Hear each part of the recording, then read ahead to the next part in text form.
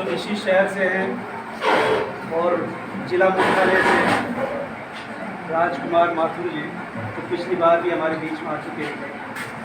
बच्चे थोड़ी शांति बनाए रखें। दूसरे हितौली से गांधी दर्शन समिति के संयोजक जो इसी तरह का कार्य कर रहे हैं पिछले लगभग एक दशक से, तो युवा नेता आपके शहर से, यानी जो हमारे विद्यार्थी है ये भी कल विद्यार्थी रह चुके और पूरी विधानसभा को ये देख रहे हैं, और हमारे प्राध्यापकगण जो इस महाविद्यालय को गति दे रहे हैं। तीनों अतिथियों ने जैसा बताया, बहुत कुछ बताया और अपने अनुभव बताए। खासकर जब भी अतिथि के रूप में बुलाए जाते हैं, उनका चुनाव किया जाता है। चुनाव करने में चुनने वाला ये देखता है कि वक्त के अनुसार, यानी जो परिपक्व हो चुके, जो जीवन में उतार चुके, दरअसल किताबों में भी वही लिखा जाता है। किताबें वही नहीं लिखी जाती कि यूँ कहें कि किताबें दो तरह से लिखी जाती है। एक तो जीवनानुभव या जिससे प्रभावित होते हैं, या फिर इधर उधर से की जाती है, उसे पीएचडी कहते हैं। उसमें जीवनानुभव बहुत कम रहते हैं। जो आप अभी बीए कर रहे हैं, फिर एमए करेंगे, फिर लास्ट में आप पीएचडी करने का अवसर मिलेंगे, तब भी आपका जीवन अनुभव नहीं आने वाला। तो जीवन अनुभव आने में थोड़ा वक्त लगता है। तो जैन साहब, राजकुमार जैन साहब, आप पिछले साल मुझे इसी तरह से मुलाकात हुई। संयोग देखिए, मुलाकात, हमारा कोई परिचय नहीं। जैन साहब मुझे जानते थे न मैं। हिंडोली से गिरिराज जी जोशी साहब, तो हाल ही में इस तरह से वाकया हुआ कि मुझे पता चला कि आप जीवन दर्शन समिति चलाते हैं। इसका मुझे पता नहीं था, लेकिन बनवारी जी को आप जानते ही हो, कॉलेज में सुबह से शाम तक ये नज़र आते हैं। इन्हीं के मार्फत मुझे पता चला कि एक सवाल गांधी जीवन पर गांधी जी को लेकर के पूछा गया कि गांधी जी को भी देशद्रोही कह दिया था, ये किसने कहा? तो सभी का ध्यान जिधर जाता है वो आपको भी पता होना चाहिए कि किधर जाता है, तो उधर ही जाता है। और आपसे भी यही मैंने बात कही थी, तो पता चला कि हाल ही में एक साक्षात्कार में ये भी थे, इनके अलावा दो और थे। तो इस शहर से दरअसल मेरी चिंता का विषय ये था कि अनिल गोस्वामी, आपको थर्ड पर्सन से भी मुलाकात कराऊं।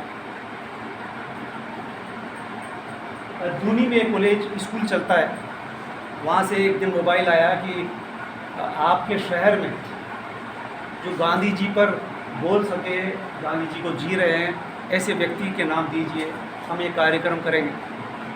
तो संबंधित व्यक्ति से मैंने फ़ोन किया, तो उन्होंने कहा कि भाई कुछ थे जो गुजर गए, कुछ है जो इस तरह से इस हालात में है कि वो बोलेंगे नहीं, लेकिन वो कहे कि मुझे याद नहीं आ रहा कि अब गांधी जी को कौन जी रहा है। लेकिन वक्त ने मुझे स्वतः ही मिला दिया। जैन साहब किस तरह से मिले, आज आपके सामने जो वक्तव्य दे रहे हैं, छोटे छोटे शहर में, गांव में भी हो सकते हैं। तो आप अगर खुली निगाह रखें, कान खुले रखें, तो आपको भी बहुत सारे व्यक्ति ऐसे मिलेंगे। लेकिन उसके लिए आपको अब इस समय जो आप शिक्षा ले रहे हैं, शिक्षा तीन तरह से ले रहे हैं, तीन विषय पढ़ रहे हैं। ज़रूरी नहीं कि उसमें गांधी जी आते हों। गांधी जी आते हैं, कविता में आते हैं, कहानी में आते हैं, गांधी जी इतिहास में आते हैं, गांधी जी पॉलिटिकल साइंस में आते हैं, गांधी जी साहित्य में आते हैं, उपन्यास, कहानी और जीवनी के बतौर। जैसा कि भी बताया, सर्वोदय जो उन्होंने भावानुवाद किया। दूसरी उनकी किताब का नाम है हिंद स्वराज। अब हिंद स्वराज जब कहते हैं तो उसमें से निकल कर के आता है कि उनके सपनों का भारत कैसा होगा, तो वो हिंद स्वराज लिख करके जाते हैं। और उसको भी जब वो सफ़र कर रहे थे जहाज़ में, उस समय उन्होंने लगातार लिखा और पेंसिल से लिखा और कुछ सीटिंग में लिख डाला। तो इस तरह से जो किताब निकल के आएगी वो खुद का अनुभव होगा। यानी गांधी जी एक ऐसी शख्सियत है, इधर सदियों बाद हमारे देश में पैदा हुए। तो यूँ भी कहा जाता है कि वक्त भी कुछ शख्सियतों को पैदा करता है। आपको ताज्जुब होगा कि बुद्ध जब पैदा हुए थे तो महावीर स्वामी भी उसी वक्त हुए, और उसी वक्त अलग अलग देशों में अलग अलग संत पैदा हुए। ये एक वीडियो में सुन रहा था तो मैं भी दंग रह गया कि जब महात्मा बुद्ध पैदा होते हैं तो इसी देश में महावीर स्वामी उस कुड़ी के पैरल। इसके बाद भी प्लैंक आ जाता है, इसके बाद फिर सीधे महात्मा गांधी आपके सामने होते हैं जब हम वर्षों की गुलामी में जकड़े होते हैं। और उस वर्षों की गुलामी से बाहर लाने में उन्होंने किसी तरह से के हथियार का इस्तेमाल नहीं किया, ताज्जुब की बात नहीं है। और इसमें एक बात निहित है, जैसा कि अहिंसा उनका मुख्य हथियार था, सत्य था और इसी पे आधारित रहे। और सनातन धर्म जिसे कहते हैं या किसी भी धर्म में ले लीजिए, सभी सत्य की बात करेंगे, सच की बात करेंगे, लेकिन जीने वाला तो एक ही व्यक्ति रहा जिसने जी करके दिखाया। महावीर स्वामी ने अहिंसा परमो धर्म कहा, लेकिन उन्होंने कहा उनसे लेकर के महात्मा गांधी के बीच में कितनी जनरेशन पैदा हुई, लेकिन किसी ने भी उसको इस तरह से जिया हो। गांधी जी ने उन्होंने उस सिद्धांत को अपने आप में एक तरह से जी करके दिखाया। तो इसमें गांधी जी भी मान के चलते हैं कि लेव टोल्स्टॉय का, जॉन रस्किन का और भी बहुत सारे महान व्यक्तियों का हाथ रहा। तो कोई भी व्यक्ति बिना परंपरा के नहीं बनता। बुद्ध और महावीर स्वामी से उन्होंने सिद्धांत दिए। तो आप ताज्जुब करोगे कि आपको जो यहाँ पढ़ाया जाता है इसलिए नहीं पढ़ाया जाता कि आप बीए कर लें, 3 विषय को पास कर लें। ये जो आज का कार्यक्रम है, ये आपका हाफ डे ऐसा कार्यक्रम था जिसमें आधे में आपको पढ़ाया गया और आधे में आपको ये बताया जा रहा है कि पढ़ते पढ़ते आपको इस तरह की शख्सियतों से रूबरू कराया जाए। यानी जीवन इतना ही नहीं है कि आपने तोता रटंत विद्या पढ़ ली, सूचनाएं इकट्ठी कर ली जो गूगल में पर्याप्त है, कॉलेज की ज़रूरत नहीं, वीडियो पर्याप्त है, आप घर बैठे पढ़ सकते हैं। घर बैठे पढ़ करके आप फर्स्ट लेवल के अधिकारी भी बन सकते हैं। लेकिन आप अधिकारी बेशक बन जाएंगे, तनख्वाह भी मिलेगी, लेकिन आप आदमी बन जाएंगे जरूरी नहीं। क्या आदमी कब बनेंगे? जब हम परंपरा से जुड़ेंगे, जीवन दर्शन से जुड़ेंगे, ऐसी शख्सियतों से जुड़ेंगे। और इससे जुड़ने का अवसर कब मिलता है? जब इस तरह से हम खुला मंच पर अपने अनुभव से परिपक्व हो चुके व्यक्ति जो जी रहे हैं, यानी किन्हीं जीवन मूल्यों को जी रहे हैं। हमने कह दिया सच ये होता है, सच से ये फायदा होता है, लेकिन आप जब पढ़ रहे हैं, पढ़ करके स्कूल पढ़ रहे हैं, कॉलेज पढ़ रहे हैं और पता चल रहा है कि कोचिंग भी पढ़ रहे हैं, तो कोचिंग कहाँ ले जा रहे हैं आपको?